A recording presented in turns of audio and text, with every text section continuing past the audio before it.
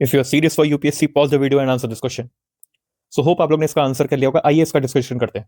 अब हरित नौका इनिशिएटिव है, ये हरित नौका इनिशिएटिव है, ये अलाइन किया गया है विद द मैरिटाइम अमृत काल विजन 2047।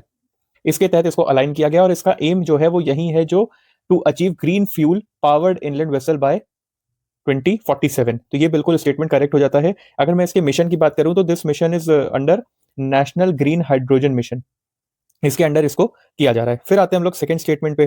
तो इसका क्या कहना है कि it is launch by the ministry of ports shipping waterways to facilitate the, ये सब इसने बोला गया है। तो अब ये मैं आपको बताऊं, ये बिल्कुल करेक्ट स्टेटमेंट है, क्योंकि ये MOPSW के अंडर ही है।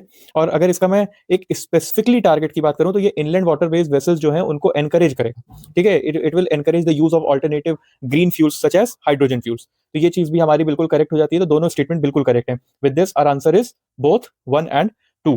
अब इसके बात करें अगर हरित नौका, तो इसको हिंदी में अगर आप करोगे तो क्या बनेगा? Green boat. Green boat, it is a part of broader efforts to decarbonise India's shipping and inland navigation system. ये बेसिकली इसका एक पर्टिकुलर इनिशिएटिव है। ये बहुत ही अच्छी चीज है, इसको हम लोग ने देख लिया है।